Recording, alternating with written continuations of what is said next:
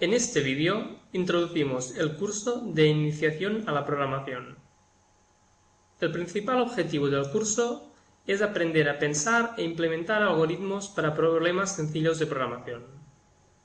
Antes de nada, comentemos brevemente y sin mucha precisión el significado de estos términos. Un problema se puede definir como un conjunto de entradas o instancias del problema, más la salida o solución esperada para cada una de esas entradas. Se puede ver como una función, que a cada entrada le asocia una salida correcta. Por ejemplo, aquí tenemos la descripción de un problema concreto. La entrada es una lista de números naturales y la salida es la suma de todos ellos. Como veis, esencialmente describe una función que asocia a cada entrada una salida concreta. Un algoritmo para un problema es un método sistemático de resolución del problema, es decir, una forma de proceder que permite encontrar la solución o salida asociada a cada entrada del problema. Por ejemplo, para el problema anterior, podríamos proponer el siguiente algoritmo. La idea consiste en ir leyendo los números de la entrada y ir recordando en todo momento cuál es la suma de todos los elementos leídos hasta ese instante. Para ello, cada vez que leemos un nuevo número, hay que sumarlo a la suma de todos los elementos leídos hasta el momento. Al principio, cuando todavía no hemos leído ningún elemento, la suma de todos los leídos hasta el momento es 0. En cambio, cuando ya hemos leído todos los elementos, esa suma es precisamente la suma de todos, y ese es el resultado que se espera como salida del problema. Un programa es la descripción de un algoritmo, de un modo que algún tipo de máquina es capaz de interpretar y ejecutar automáticamente. En tal caso, decimos que el programa es la implementación del algoritmo. Aquí tenemos un ejemplo de un fragmento de programa en C++, que implementa el algoritmo que hemos comentado antes, es decir, que calcula la suma de una lista de números naturales de entrada. Más adelante ya explicaremos la sintaxis correcta y el significado de estas instrucciones. Ahora, describamos a grandes rasgos el significado de cada instrucción. Esto significa que en un espacio de memoria que llamamos suma, guardamos el valor 0. La idea es que aquí guardaremos la suma de todos los elementos leídos hasta el momento, que recordemos al principio es 0. Esto significa que utilizaremos un espacio de memoria adicional que llamaremos elemento entrada. La idea es ir guardando en él el elemento leído por la entrada a cada instante. While es mientras en inglés. El significado de esta instrucción es que, mientras podamos leer un elemento por la entrada y guardarlo en el espacio asociado a elemento entrada, ejecutaremos la instrucción siguiente. Esa instrucción incrementa suma con el elemento que acabamos de leer. De este modo, suma seguirá valiendo la suma de todos los elementos leídos hasta el momento. Por ejemplo, supongamos que se lee un 4 de la lista de entrada. Entonces, ese 4 se guardará en la dirección asociada a elemento entrada, como consecuencia de esta instrucción. Como consecuencia de la siguiente, el 4 se añadirá a suma. De modo que ahora, en la dirección asociada a suma, habrá un 4. Supongamos ahora que se lee un 3 por la entrada. Entonces, 3 se guarda en la dirección asociada a elemento entrada. Como consecuencia de la siguiente instrucción, el 3 se añade a suma, de modo que el valor guardado en la dirección de memoria asociado a suma vale 7. Supongamos que ahora se lee un 5. Entonces ese 5 aparece en elemento entrada, y luego se añade a suma, de modo que suma vale 12. Cuando ya no se pueden leer más elementos, esa instrucción deja de ejecutarse y pasamos a la siguiente. Esa instrucción significa que se escribirá por la salida el contenido guardado en suma. En nuestro ejemplo concreto de ejecución, se escribirá un 12. Una máquina es capaz de interpretar todas estas instrucciones tal y como las hemos escrito.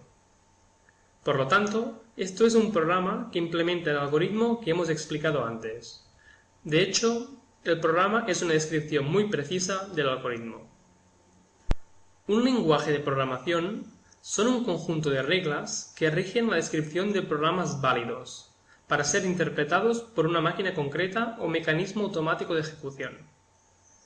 También se puede ver un lenguaje de programación como el conjunto de programas válidos para una cierta máquina o mecanismo automático de interpretación y ejecución. Como ya hemos dicho, el principal objetivo del curso es aprender a encontrar algoritmos que resuelvan problemas sencillos y saber implementarlos en un lenguaje de programación. Con ese fin, utilizaremos el lenguaje de programación C++. Aunque cuando C++ es un lenguaje de programación concreto, comparte similitudes con muchos otros lenguajes, y los conocimientos y técnicas adquiridos en este curso permiten adaptarse fácilmente para programar en otros lenguajes de programación. Antes de introducir C++, vale la pena tener una idea del entorno en el que se usa y cuál es el sentido de los lenguajes de programación. Nuestros ordenadores son un entramado complejo de cables para transmitir información, áreas de memoria para guardar y manipular datos, y zonas donde se toman decisiones en función de esos datos. Simplificando mucho, a nivel interno, podemos dividir la organización del ordenador en un área de memoria donde se almacenan datos y un área de control desde donde se manipulan esos datos. La memoria es una inmensa lista de celdas. Cada una tiene una dirección de memoria asociada y un dato guardado en ella. Por ejemplo, se pueden guardar valores enteros de hasta un cierto valor máximo. El control es esencialmente un conjunto de instrucciones básicas más un indicador de cuál es la instrucción actual a ejecutar. Al ejecutar una instrucción, se usa la memoria, ya sea para acceder a valores guardados en ella o para modificarlos. Además, se decide cuál va a ser la siguiente instrucción a ejecutar. De este modo, la máquina procede indefinidamente ejecutando instrucciones una tras otra. A cada paso se manipula la memoria y se decide cuál es la siguiente instrucción a ejecutar. Las instrucciones suelen ser muy básicas. Por ejemplo, puede haber una instrucción que copie el valor de una dirección de memoria sobre otra dirección de memoria. O puede haber una instrucción que acceda a los valores de dos posiciones de memoria, los sume y deje el resultado en otra posición de memoria. El lenguaje de la máquina es el que permite definir cómo procede ese control. Este lenguaje es, de hecho, un lenguaje de programación, pues permite escribir un proceso de cálculo. Sin embargo, el tipo de instrucciones que permite es muy antinatural para nosotros, pues está muy alejado del lenguaje hablado. Por ese motivo se crearon los lenguajes de programación de alto nivel. Un lenguaje de programación de alto nivel, como por ejemplo C++, permite describir un proceso de resolución de un problema de un modo parecido al lenguaje hablado. Es decir, utiliza construcciones y conceptos que nos resultan familiares, y aún así no deja de ser preciso, con el fin de poder describir un proceso de cálculo de forma no ambigua. La máquina no entiende directamente los programas del lenguaje de programación de alto nivel. Esos programas se traducen automáticamente a programas en el lenguaje de la máquina, para que puedan ser ejecutados. El mecanismo que realiza ese proceso de traducción es otro programa que se llama compilador. Veamos qué ventajas nos ofrece un lenguaje de alto nivel respecto al lenguaje de la máquina. En primer lugar, nos permite un acceso a los datos dándoles un nombre, y sin tener que pensar en qué dirección de memoria ocupan. Si por ejemplo queremos manejar el DNI de una persona, podemos llamarlo simplemente DNI, sin tener que especificar de algún modo a qué dirección de memoria nos referimos. Más aún, un lenguaje de alto nivel nos permite organizar los datos de un modo que nos resulte conceptualmente claro y manejable, asemejándose al lenguaje hablado. Por ejemplo, podemos manejar fácilmente la representación de un conjunto de ciudades, acceder a los datos de una de ellas por su nombre y obtener el campo específico del número de habitantes de esa ciudad. Hacer todo esto con el lenguaje de la máquina sería terriblemente imbricado y nada productivo desde un punto de vista económico, pues los costes de generación de programas serían muy elevados.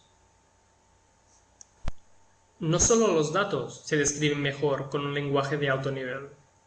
Las instrucciones de ejecutar también.